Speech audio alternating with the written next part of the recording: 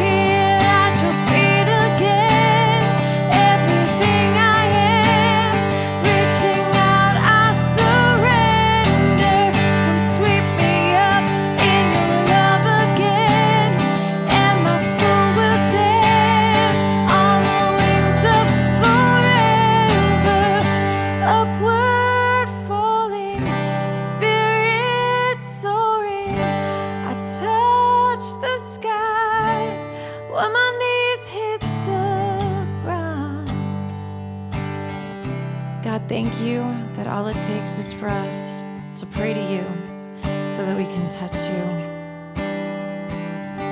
We ask that you're with us this morning, God, in such a tangible way that we can reach out and touch you. Open our hearts and our ears to your word this morning and pray these things in your name, God. Amen.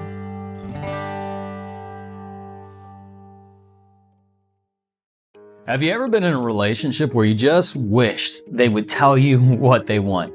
I have. It's incredibly frustrating. Well, no relationship is complete unless the conversation goes both ways. Well, Grace, we do a lot of sharing, but our heart, our desire is to get to know you better so that we can bless you better. In that vein, we want to hear from you today. Now, this is your opportunity to be heard and our opportunity to identify ways that we can build community that is the best fit for you. On the screen, there's a link to a very short survey. I want you to take a moment right now and go to that link. Now, the more you share, the more you're able to get out of grace. Over the coming weeks and months, God has placed on our hearts some awesome ideas. And as we move into the new location at the Ballston Quarter, these new opportunities will only increase. And we want to make sure that everything we create benefits you. This survey will help us do that. One of my favorite questions on it is, what are you passionate about? Now, wouldn't it be great? Could you just imagine how amazing it would be if you could find resources around your passions? But not only that, a Christian community that could help you develop them and provide wholesome community that will enrich your life spiritually. We've said this over and over again at Grace. Your friends determine the direction and quality of your life. By taking a few moments for this survey, you increase your chances of making the most out of your involvement at Grace Community Church.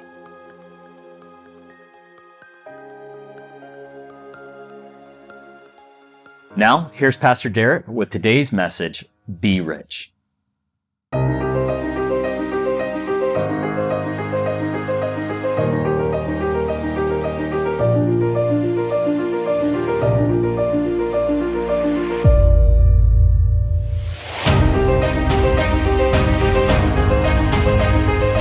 Can you remember a time when you really felt like you made a difference? When I was in college, I got really involved in an organization called Habitat for Humanity. And one of the ideas that hit me is I started wondering, what if I got a whole bunch of my fellow college students all together and we raised enough money to single-handedly fund a Habitat home, and then as college students, we supplied all the labor to build that home? What if we did that during our college experience? And so I kind of became obsessed with that project. And through the years, came up with all different sorts of crazy fundraising ideas to try and raise all the money for the home. And my favorite idea was heard about this mud mask company that was giving away a $10,000 cash prize for the group that could get the most people together in a picture wearing the mud mask product. So I assembled almost 1,000 people down at Millett Hall at Miami University, and we had a photographer there, and everybody put the mud mask stuff on their faces, and we got this picture, and we actually ended up winning the $10,000. It was awesome. But one little oversight was that we got permission to use the gym, but they didn't unlock any of the bathrooms. So the whole process of taking the picture, it took a while. And then it was about a 20-minute walk back home.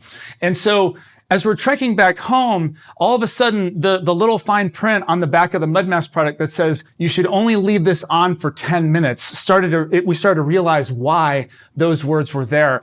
Everybody's face was burning, just absolutely burning. So we get home, right? And everyone washes off the mud mask product. And I'm not kidding you, for the rest of the weekend, everyone looked like they had a ridiculous sunburn. It was terrible. Oh man, it was not a good scene. But here's the thing. We all came together to make a difference. And to this day, we remember that, man, there is a Habitat house in Oxford, Ohio, that is standing there because of what a group of crazy college students decided to do together. Well, today we're going to come together as a church to make a difference. Today marks the beginning of Be Rich. Now, Be Rich, in case you're not familiar with what that is, it's Grace's annual generosity campaign, where it's not a generosity campaign for the church, it's a generosity campaign for our community. It's where we come together, all together, to make a difference. And where we get the word be rich is from 1 Timothy 6:18, where Paul writes these words, "Command them to do good, to be rich in good deeds, and to be generous and willing to share." So what we're going to do over this 3-part series is we're going to come together. And in this first part, we're going to give. Then next part, we're going to serve. And then in part 3, we're going to love all together to make a difference in our community. You know, some of my favorite words of Jesus or where he said, "It is more blessed to give than to receive." Think about those words for a minute, because the more you think about those words, it's more blessed to give than to receive, the more profound they actually are. I mean, think about it. It's pretty cool to receive, isn't it? I mean, we all love to get that great gift or have somebody bless us in some way. But what Jesus is actually saying here is that it's even cooler, it's even more blessed to give. Now, you can probably think of that time where you got to really make a difference in somebody's life or in some cause. You remember that time? I want you to just take a second right now just to remember that moment and how you felt in that moment. And in fact, I want to just invite you to just say a one-sentence prayer thanking God that He gave you that opportunity to be able to make a difference in someone's life.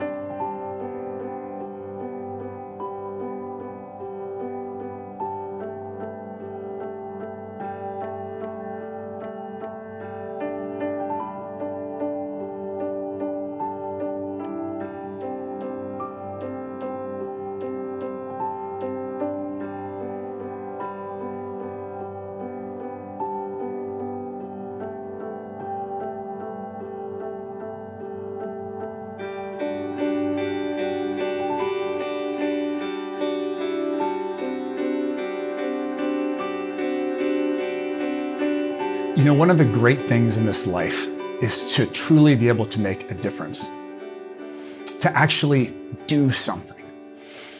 You know what kind of bums me out these days? It seems like as a society, we've come to this place where it's almost like we're more interested in making a point than in making a difference. You know what I mean? Like, when did we get so concerned about what we believe about everything? Like, when did that happen? And this is plaguing churches, you know? It's like, what do you believe about this? What's your position on this? And you know what's so interesting to me as I think about this? The early church's belief system was so incredibly simple. And I love simple. You know, I don't even go to Cheesecake Factory, man, because that menu, it's like 72 pages long. I want simple, right? The early church was so simple in its belief. And this is what it was. There was one core belief that those first followers, that early church, had. And it was this: Jesus is God. That was it. That was the one core belief, that Jesus is God.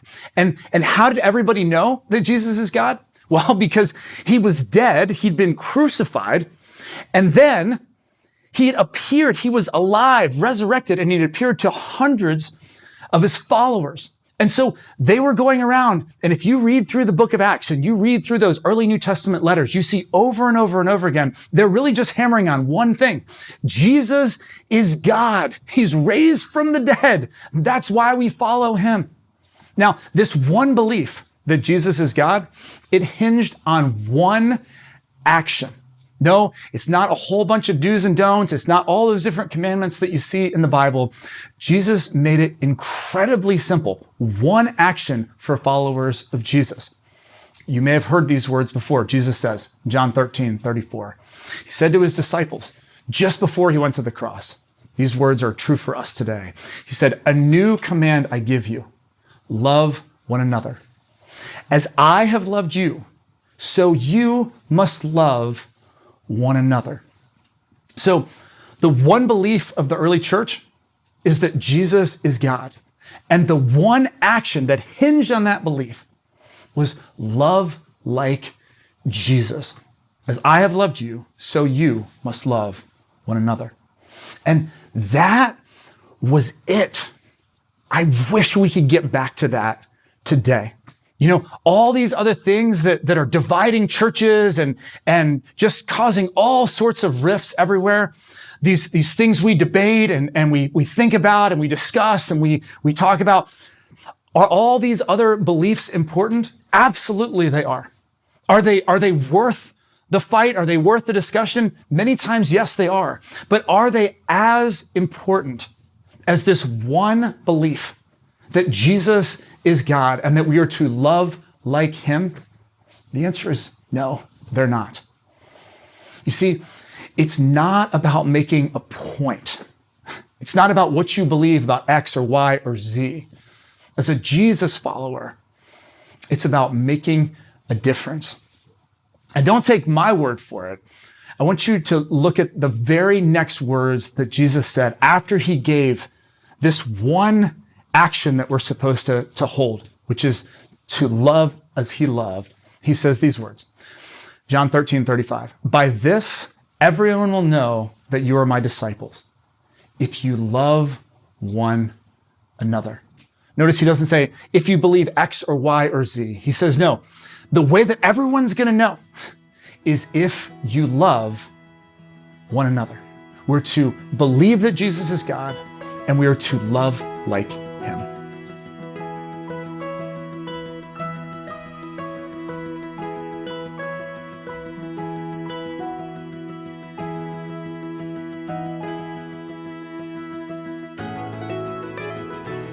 Now, the first followers of Jesus totally got this. I want you to look at these words from the Apostle Paul to his protege, Timothy. And I want you to notice, this is 1 Timothy chapter 6, verses 17 through 19. This is like his final charge to Timothy. These are his final instructions. Basically, like, if you forget everything else, here's what I want you to pass along to these other followers of Jesus. Check out what Paul writes. He says, command those who are rich in this present world not to be arrogant, nor to put their hope in wealth, which is so uncertain, but to put their hope in God, who richly provides us with everything for our enjoyment. Now notice, he's saying he's addressing those who are rich in this present world. Now, I don't know that there's a single one of us right now who feels rich. Man, with inflation and with where the stock market's going and everything else, we definitely don't feel rich, but here's the reality. Relatively speaking to the rest of the world, we absolutely are. And what Paul is saying to you and to me is he's saying, whatever you do, don't put your hope in wealth, okay? Don't put it here. Put your hope in God. Put your hope here. Because money is going to come and go. You can't count on it, but you can always count on God. And then in verse 18, and this is where we get the whole inspiration and the theme for this 3-part series. He says, command them to do good, to be rich in good deeds, and to be generous and willing to share. So Paul's basically saying, look, if you want to know this one action to love like Jesus, what does it look like? How do we love like Jesus loves? This is what it looks like. Be rich in good deeds, be rich in generosity, and be rich in your willingness to share. And then in verse 19, he says these amazing words. He says, in this way, they will lay up treasure for themselves as a firm foundation for the coming age. And notice these next words, so that they may take hold of the life that is truly life. So Paul's saying, look, if you want to take hold of the life that is truly life, the way that you do that is you love like Jesus. You be rich in good deeds, be rich in generosity, and be rich in your willingness to share. Because the truth is, anybody can make a point these days. But this is how we make a difference. When we come together, and that's the way it leads to the life that is truly life.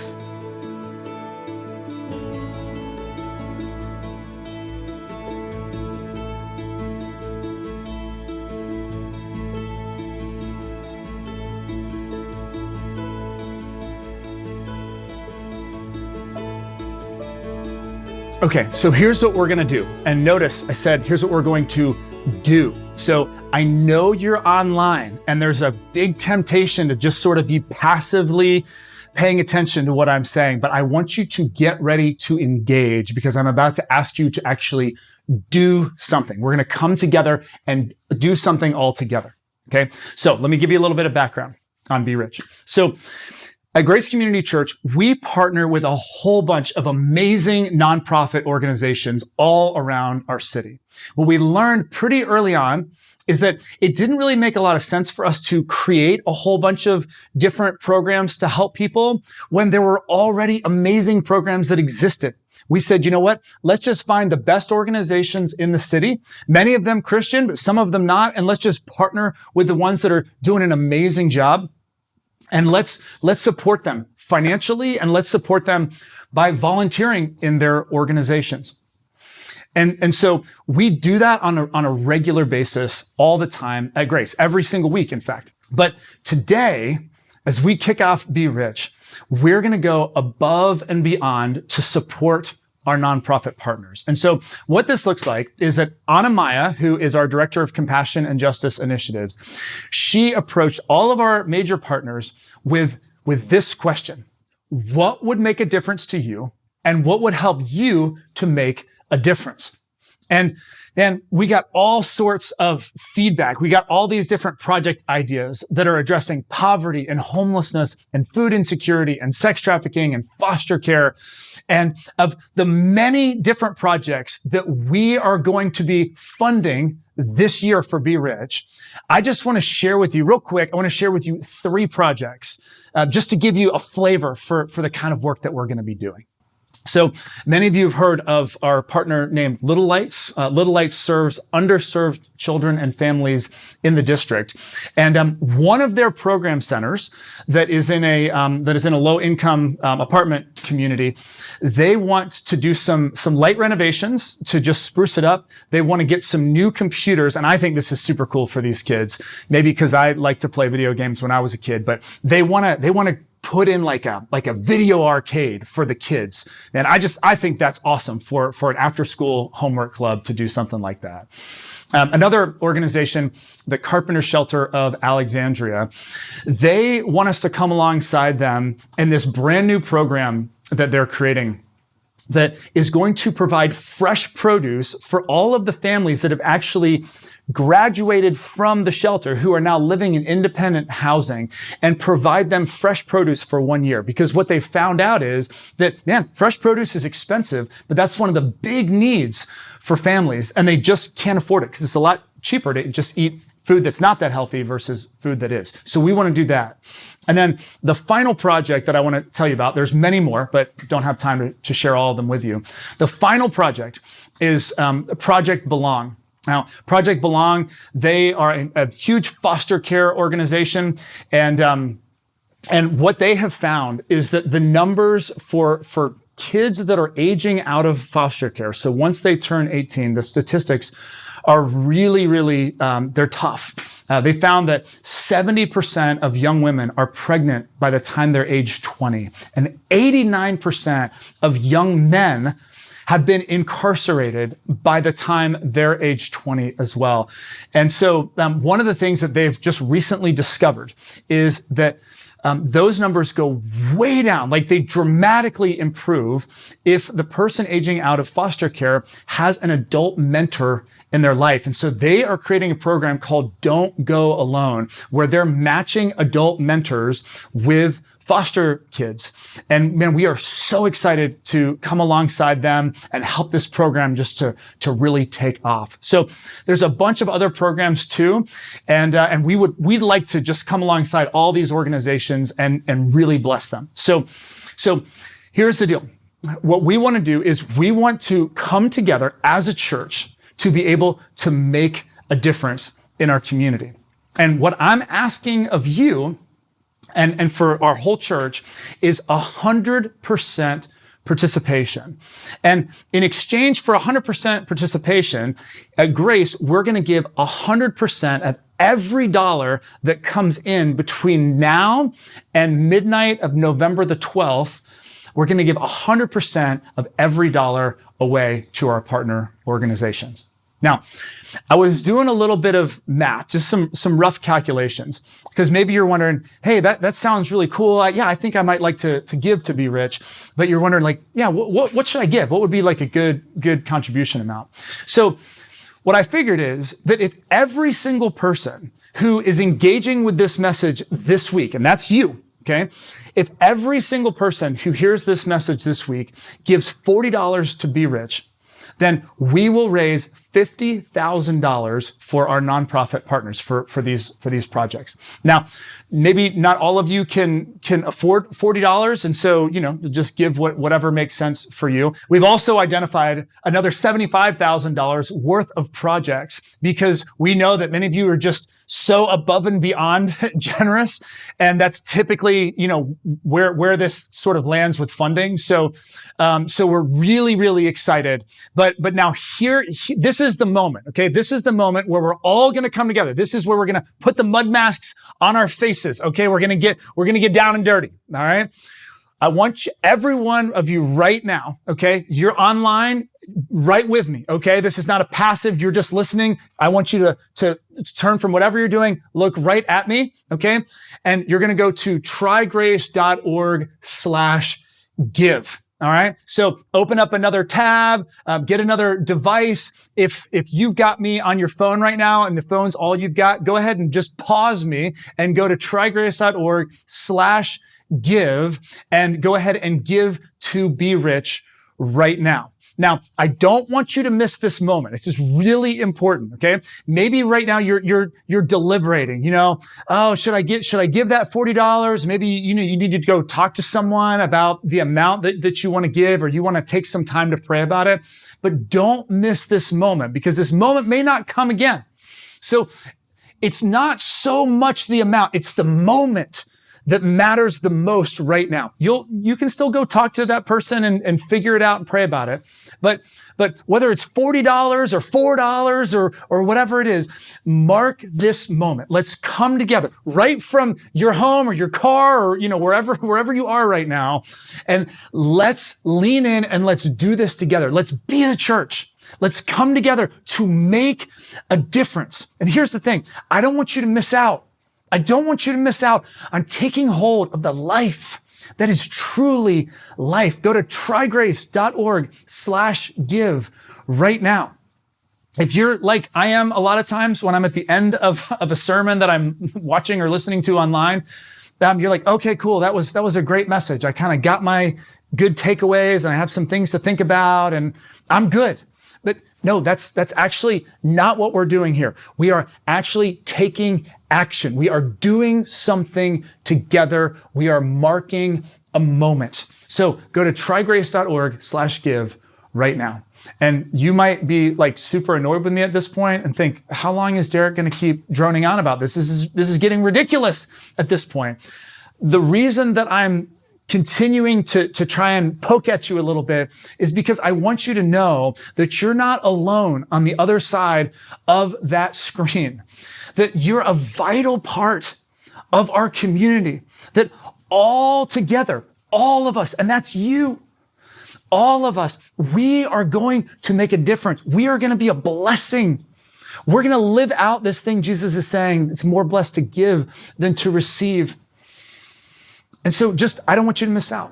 I don't want you to miss out. I want you in a few weeks when we report back on all the things that are going on, all the different projects. And then months from now, as we start to share stories about lives that have been changed, I want you to really have that feeling that you were part of it, that you made a difference in our community. So, one more time, trygrace.org/give.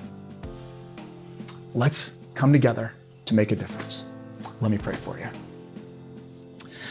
God, I just thank you for opportunities that you give us. And Lord, I just even want to thank you if I was annoying to some people here at the end of this message, Lord, because I just want everyone to be presented with the opportunity to be blessed, to be able to give. And Lord, I want to also pray for all of our nonprofit partners and for every single life, every adult, every child who's going to be touched through this Be Rich campaign. I pray you do just extraordinary things in us and through us to make a difference. In Jesus' name, amen. Well, thanks so much for hanging with me today. And I hope that you'll join us for part 2 of Be Rich, where we talk about how we can come together to serve to make a difference.